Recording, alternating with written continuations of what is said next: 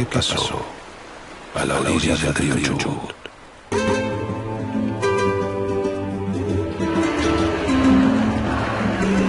Un rumor comenzaba a sonar en la Patagonia.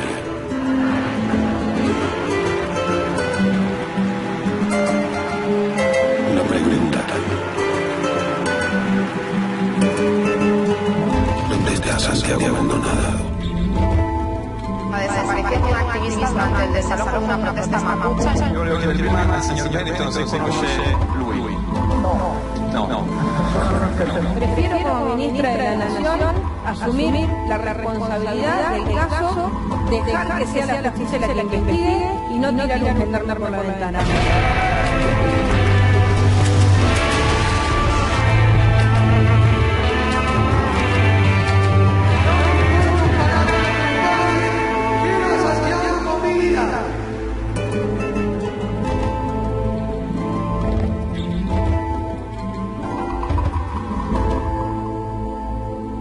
Bueno, estamos al aire ya, estábamos viendo el tráiler de El Camino de Santiago, la película que se va a poder ver mañana aquí en el Complejo Cultural Guido Miranda. Finalmente la esperábamos. Y estamos ni más ni menos que con su director, con Tristán Bauer, con Topo Devoto, con el productor de la película, también con Germán Vittel, con Fabricio Volati, que han venido en la comitiva, ¿no? Como se dice.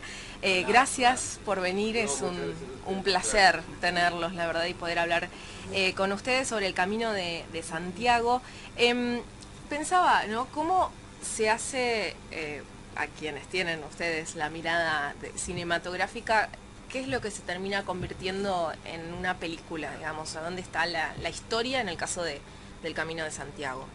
Sí, mira, es una película muy distinta a las que yo había realizado anteriormente, porque inclusive no nació como un film. Cuando nosotros nos enteramos en Buenos Aires, aquellos primeros días de que había un desaparecido en la Patagonia, cuando escuchamos por primera vez su nombre, Santiago Maldonado, a Jorge Devoto se le ocurrió juntar a un grupo de realizadores audiovisuales, productores, actores, y empezamos ahí a ver qué podíamos hacer para sumarnos al clamor de aquel momento, todos ustedes lo recuerdan, al pedido de aparición con vida de Santiago Maldonado. Sí, y que incluso es muy reciente. Por lo general se hacen películas de historias por las que han pasado ya mucho tiempo y no del momento. Es más difícil. Sí, frente a esa unión de este grupo, inmediatamente viajamos a la zona, comenzamos a filmar.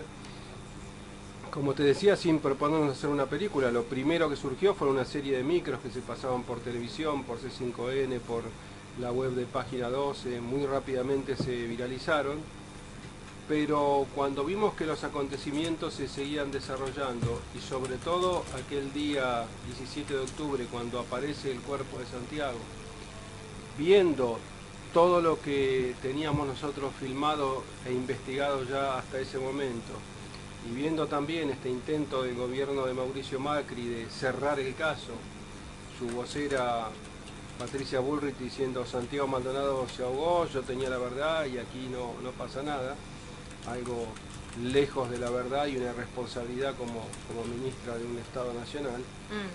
Ahí sí decidimos hacer la película que mañana vamos a compartir con todos ustedes. Ahora, en esta investigación que llevaron adelante, se reflejan varias cuestiones que tienen que ver con el sur de nuestro país, con los reclamos de la comunidad mapuche, y también con los terratenientes, con Benetton. ¿Cuál es la preponderancia de él dentro de la investigación o de que no se investigue? Bueno, cuando llegamos ahí, y donde, como vos muy bien marcás, vemos claramente que está esta disputa por la tierra, y haciendo esa investigación nos vamos un poco atrás en el tiempo, y no podés evitar llegar a lo que fue la mal denominada campaña o conquista del desierto, 1879, que en realidad fue un genocidio atroz, el intento de la destrucción de varias culturas y, como vos marcás, el reparto de las tierras, ¿no?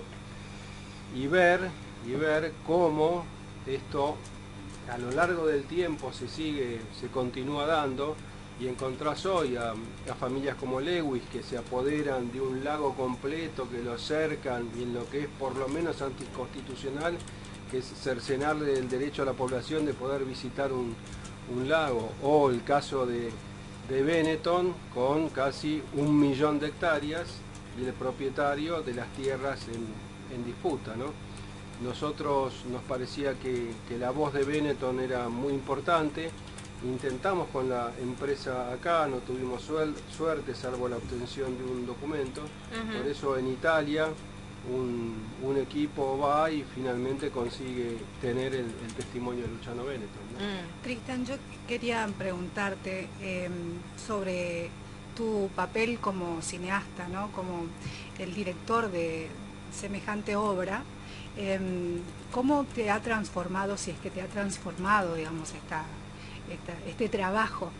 Estabas hablando de que era algo que se inició, pero de casualidad, en realidad, que no tenía, digamos, en su inicio un proyecto de documental. Sí, está muy bien lo que vos preguntás, y ha sido muy fuerte, de un alto impacto en mi sensibilidad, en mi persona, y muy distinto a lo que yo venía realizando, porque todas las películas que yo hice antes me propuse hacer esas películas.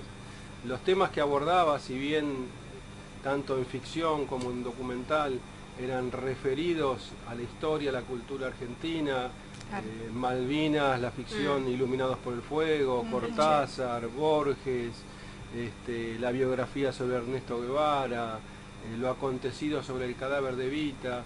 Sí. Pero en aquellos temas yo primero me proponía hacer una película, y después tenía ese prisma que te da el tiempo transcurrido del acontecimiento, que te lleva a una reflexión, a una posibilidad de análisis, de estudio mayor, ¿no? Acá fue una película de emergencia, una película de urgencia.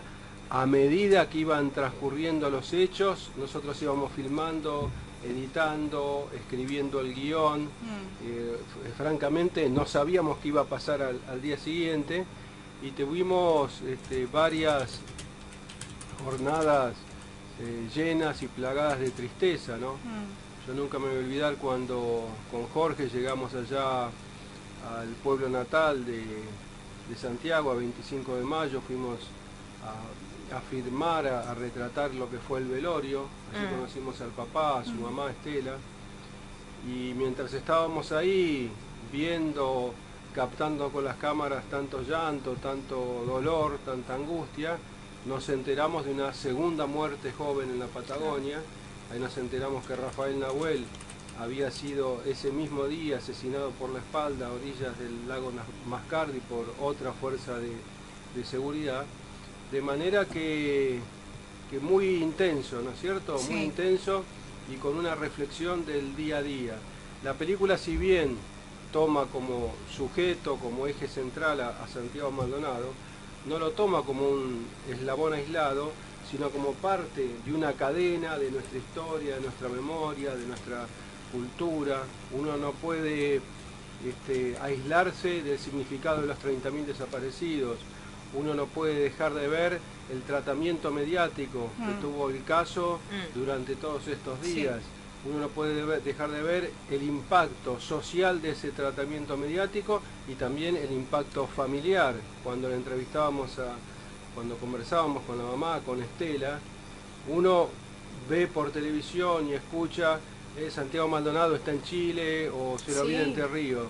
Bueno, y toda esa campaña de desprestigio, ¿no?, que se hizo también, no solo hacia Santiago, sino hacia toda la comunidad mapuche en ese momento, y que continúa, porque claramente esa fue, creo que, la primera campaña de desprestigio. Después siguieron varias más. Culpabilizando a la víctima, digamos, también. Sí, ¿no? sí, y después de varias más. Tratando a Santiago casi como un enemigo público, y a la comunidad mapuche como terroristas y los accionarios de la RAM, y generalizando ese accionar de la supuesta RAM en toda la comunidad mapuche y en todos los miembros de esa comunidad, ¿no? Realmente una atrocidad. Eso está bastante analizado y está bastante presente Te en quería la película. preguntar respecto de la filmación. Durante la filmación, ¿ustedes tuvieron problemas, ya que estamos hablando de un documental muy particular, problemas así con la gendarmería? ¿Tuvieron alguna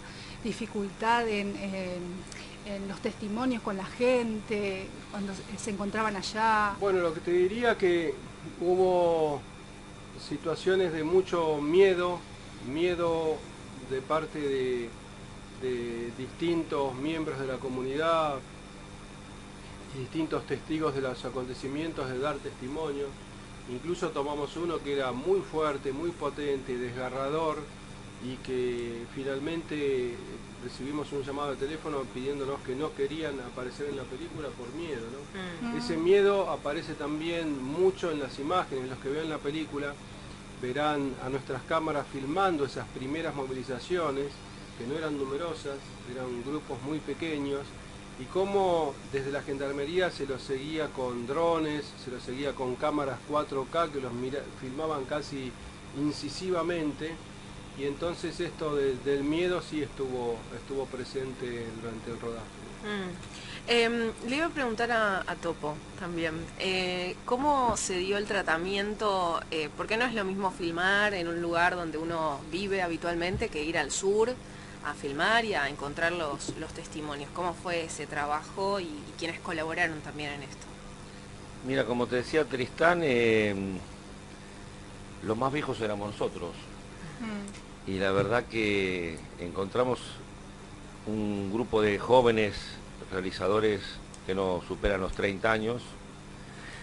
Uno de ellos, por suerte, es de la zona, en la zona de Bariloche, Manuel, y vio y conocía bastante la realidad.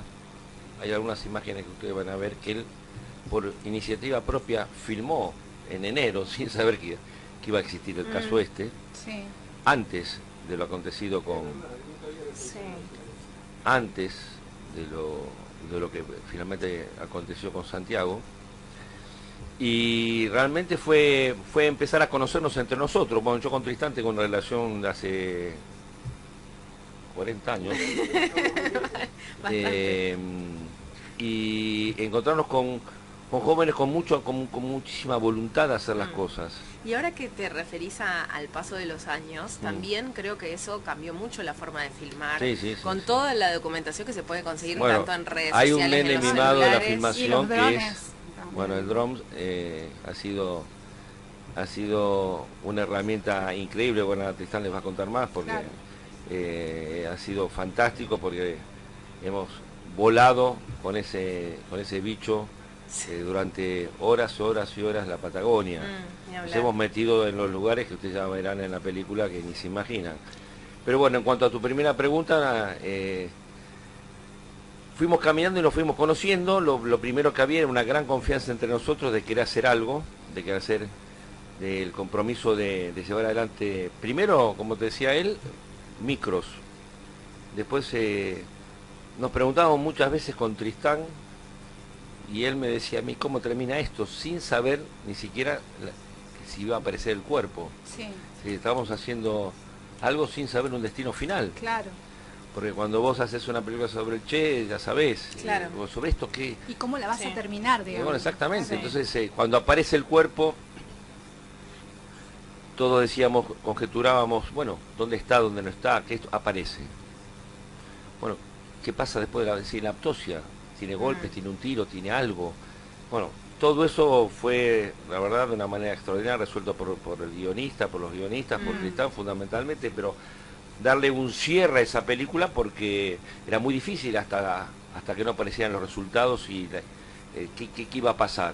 Sí. Y la verdad que salió un producto, una película muy bien terminada, muy bien realizada, y con una gran colaboración de este equipo de personas que nos han dado una gran mano, y también gente de la zona que con mucho temor, como dice Tristán, pero con muchas ganas de llevar esto a la verdad, porque cuando ustedes vean la película, y si alguno de ustedes tiene la oportunidad alguna vez de pasar por esa zona, está muy claro qué es lo que pasó, no hay que explicar mucho. Topo, yo quería preguntarte respecto de las audiencias, ¿no? Que están tan como manipuladas o influenciadas sobre solamente una mirada o una línea informativa, ¿no? ¿Cómo llegar a ellas con este mensaje? ¿Cómo, ya desde tu lugar de productor, digamos? ¿Audiencias a cuál te referís? ¿A la Todas gente? las audiencias, quienes tenemos la oportunidad, los ciudadanos y ciudadanas que tenemos la oportunidad de poder mirar, digamos, el documental. Sí, y que antes han tenido también han tenido, digamos, otras miradas de los medios. Claro, la Sí. mirada de los medios hegemónicos, ¿no? Que tienen toda esa carga ya negativa y prejuiciosa sobre la imagen de Santiago Maldonado. A eso me refiero, ¿no? Yo cuando terminaba de decirte que todo está más claro cuando uno conoce el lugar y cuando conoce las circunstancias. Eso te clarifica todo. Es increíble cuando nosotros hace pocos meses estuvimos en el mismo lugar en la misma fecha que ocurrieron las cosas, el 1 de agosto. Y cuando nosotros paramos con la camioneta, veníamos de proyectar, creo, la película exactamente, en esa zona, y mirás el agua, y mirás el lugar, y mirás el contexto donde fue. Si la gendarmería es capaz de pegarte un palo acá en la esquina, imagínate en el medio de la Patagonia. Claro. Si la gendarmería es capaz de actuar como actúa en el centro de la capital federal o en cualquier otro lugar, imagínate en ese contexto. Sí. Cuando ves ese lugar, muy difícilmente puedas comprar la versión oficial de que ahí estuvo el cuerpo 80 días. Y es muy difícil. para hablar de no solo lo que les sucedió a ustedes durante la película, sino también lo que pasó en el estreno de la película, tenemos las imágenes, porque justamente estaban contando también de C5N, ¿no? Y fue C5N el canal que estaba transmitiendo en vivo, y esto fue lo que pasó en ese momento. Están tirando bombas, están rompiendo todo. Vamos, muestren. Mira cómo han roto todo. Estamos haciendo la nota, mirá cómo han roto, es tremendo. Un atentado tremendo contra el NED Ateneo, donde estamos transmitiendo en vivo. Un grupo irrumpió de pronto. Irrumpió un grupo de pronto. Sigue tirando pedradas. Cuidado. Están tirando piedras un grupo de violentos. No, Patricia Bullrich, no lo dudes. ¿Sabes por qué? Porque no se basta que estemos descubriendo la verdad. Eso es lo que pasa, ¿sabes, Gustavo? Fue la ministra Bullrich la responsable públicamente de que es quien mandó a esto a hacer este desastre. Fírmenlo. Gustavo, vamos a ver si se llama la esquina, por favor. Es tremendo. Estábamos haciendo el reportaje con Víctor Heredia y irrumpieron en forma violenta, atacando, rompieron las puertas del teatro, destrozaron las puertas del teatro. Vamos, allá han detenido uno aparentemente. Ahí sigue, vamos. A ver.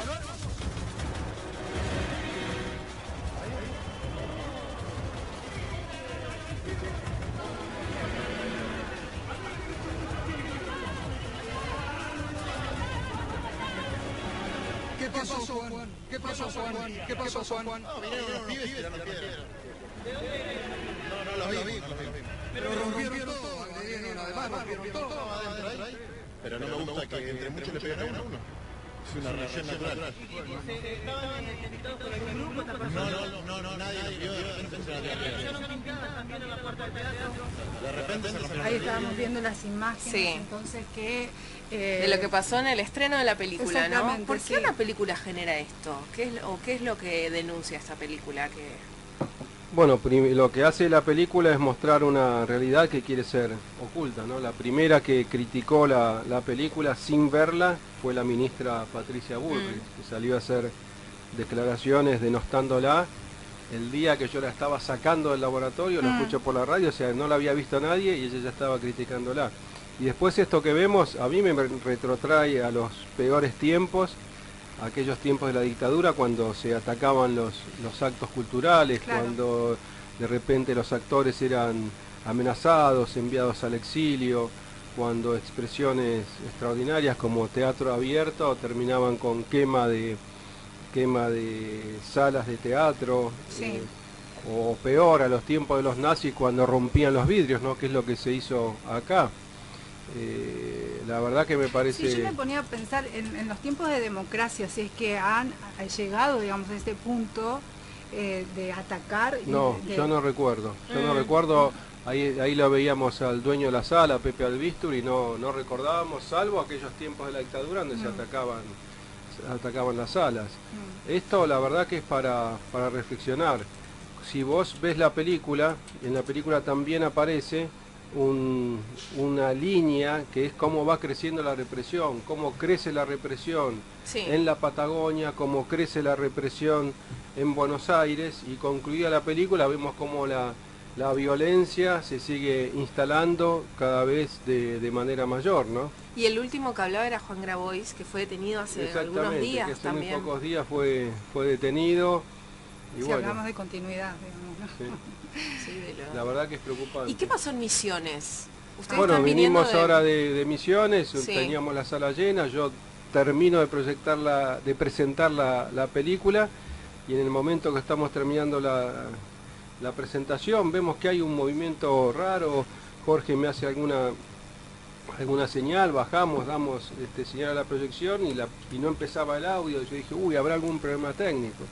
Al ratito nos enteramos de que hay una amenaza de bomba, hubo que salir, desalojar toda la sala, vienen los bomberos, hacen todo el seguimiento, y bueno, por suerte no había ningún artefacto, y creo que lo más importante es que a los 20 minutos vuelve a ingresar la gente a la sala, se sumó alguna gente porque se fueron enterando de que pasaba algo, vinieron ahí a manifestar su repudio, así que se pudo pasar con la sala llena, que esto también hay que destacarlo, ¿no? Mirá, a la película ya la han visto más de 25.000 espectadores, y lo que está ocurriendo con estos ataques es mucha mayor avidez de espectadores de verla. Cuando hacemos una función hay que sumar otra porque nos queda gente afuera, recibimos miles de mensajes pidiéndola para organizar proyecciones en distintos lugares.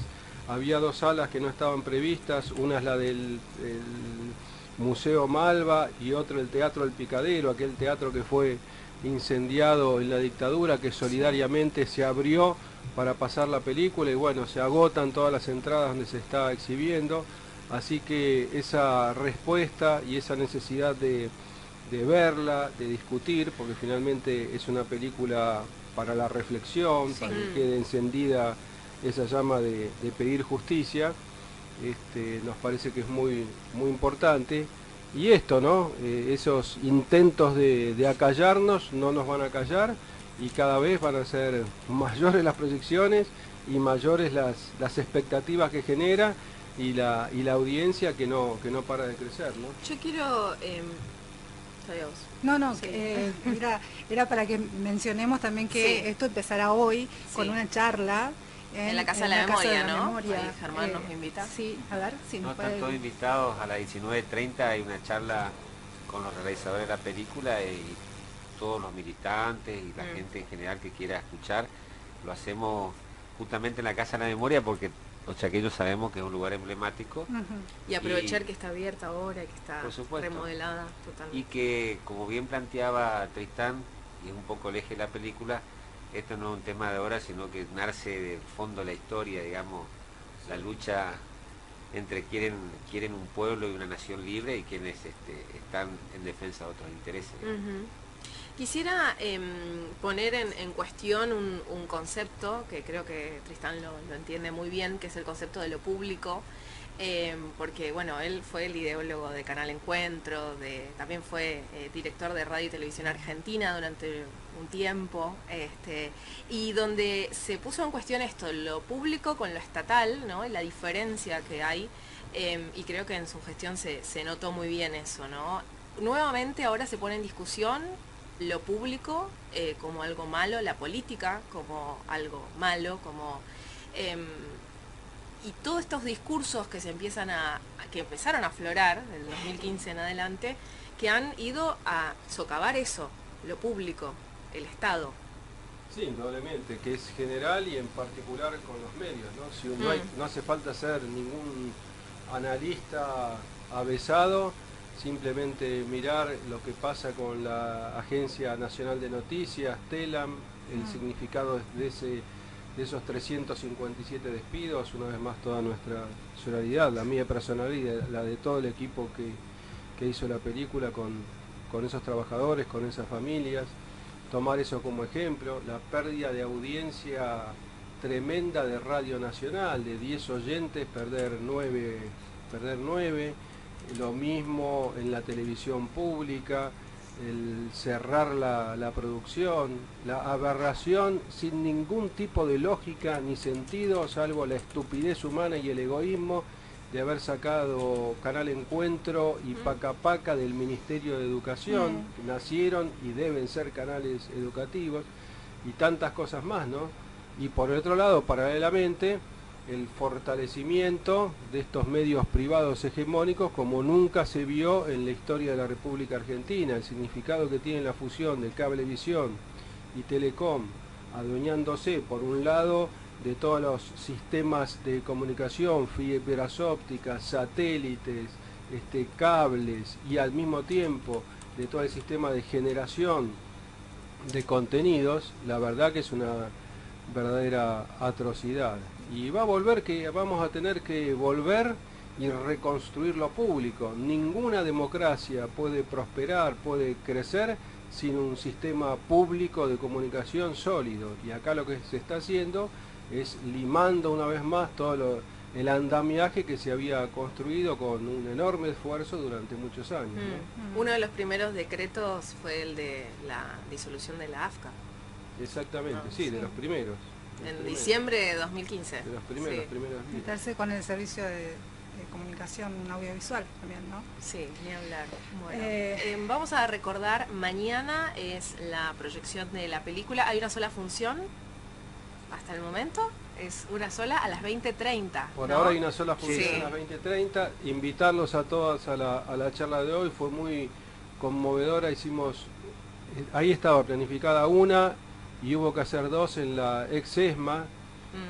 Hicimos allí una función con la presencia de madres y abuelas de Plaza de Mayo, muy conmovedora, y veíamos que llegaba gente, la sala tenía capacidad para 150, y bueno, hicimos una, se quedó la gente y casi tenemos que hacer una tercera. Al final forzamos un poco y con la gente sentada ahí en los pasillos pudimos hacer la segunda, pero esas proyecciones adquieren un carácter muy particular, porque cuando hablamos de Santiago Maldonado, estamos hablando de él, de su vida, y cada vida humana es única, sagrada, pero hablamos de Santiago Maldonado en el país de los 30.000 desaparecidos, ¿no?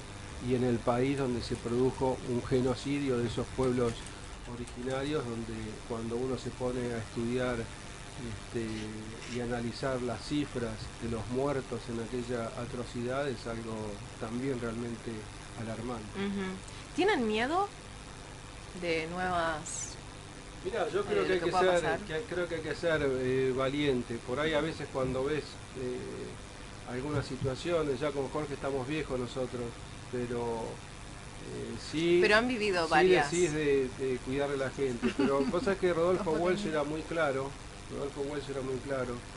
cuando hablaba de la necesidad imperiosa de dar testimonio en tiempos difíciles. Yo creo que esta película está hecha absolutamente bajo esa premisa en tiempos difíciles a nosotros nos toca, tenemos la responsabilidad por la generación a la que pertenecemos, por la historia que tenemos a dar testimonio, y en eso estamos, ¿no? Por eso estamos aquí presentando la película. ¿Topo? Mira, ¿Hay yo 2019? Antes de responderte eso, seguro que va a haber. Sí. Yo miedo personal, te digo la verdad, en función de esta película te referís, no. Tengo miedo a otras cosas por fuera de la película. Cuando yo veo bailar un presidente arriba de un escenario, como recién acabo de ver un video del presidente bailando en el marco internacional, te digo, me da miedo por la salud de todos los argentinos. Las relaciones carnales, ¿no? Ya me pasó esto. Me da miedo. Exacto. Las decisiones que puede tomar una persona que frente al calibre de la crisis argentina hoy tenga un presidente voluntad de parecer públicamente así, en serio lo digo, no lo digo Sacando la cuestión partidaria, cada uno sabe, por lo menos alguno de ustedes sabe lo que pensamos nosotros dos. La verdad que se me da temor por el destino de los argentinos, ¿no? De si esta gente es consciente de lo que está viviendo una buena parte de los argentinos. Nosotros estamos recorriendo con la película, el otro día fuimos a Moreno, hemos estado en Ushuaia, hemos estado en Rosario, en muchas ciudades, y uno, al margen de proyectar una película, uno habla con la gente, conversa, va a un bar, charla, y de donde lo único que encontrarse es desazón, preocupación. Ese es mi temor. No, la verdad que no. O sea, ¿vos pensás que por ahí puede haber todavía un halo de iluso en quienes nos están gobernando? ¿O, no, yo creo que hay un grado de... Viven otra realidad. Realmente vivís otra realidad. El poder, en muchos de los casos, cuando uno está acostumbrado a que el auto te espera con el aire acondicionado, la puerta abierta, no manejás, cuánto gastas de celular, si vas a la cancha te están esperando en el palco oficial, etcétera, etcétera. Eso, cuando toda una vida es así, vos realmente crees que la vida es esa. Cuando uno no pasa por situaciones límites de necesidad, de tener los problemas de que se te pinche una goma y la tenés que cambiar vos, de llevar al chico al colegio, etcétera, etcétera, uno ve la vida desde otro lugar. Sí. Y me parece que este gobierno ve la realidad desde su lugar, desde la comodidad y de una vida que no tiene nada que ver con la que hace la mayoría de los argentinos. Y si hay 2019, yo pienso que va a haber, y 2020, 2030... ¿Y cómo llegamos al 2019? Sí, me parece que no vamos a llegar en buena perspectiva económica. Yo aspiro a que todos aquellos que hoy estén pensando en ejercer alguna función, me refiero a la oposición, tengan la grandeza y la sensatez de el momento que van a tener que enfrentar. Y me parece que no hay muchos que tengan la capacidad política y personal y de carácter para enfrentar a la Argentina que nos va a tocar a todos enfrentar dentro de un año y pico. ¿Quién sí lo tiene? ¿Quién tiene esa capacidad? Me parece que hay algunos que lo tienen, pero bueno, sí. Yo tengo mi opinión y no quiero influenciar a nadie, pero bueno. Yo creo que Cristina es una persona que reúne la experiencia de muchos años de ejercicio del gobierno, que ha demostrado en estos 3 años una coherencia en cuanto a qué oponerse, y lo anticipó ni bien asumió el gobierno, y te diría que antes, en su famoso discurso de despedida, que no venían por ella, sino venían por todos, y me parece que va a ser un actor muy importante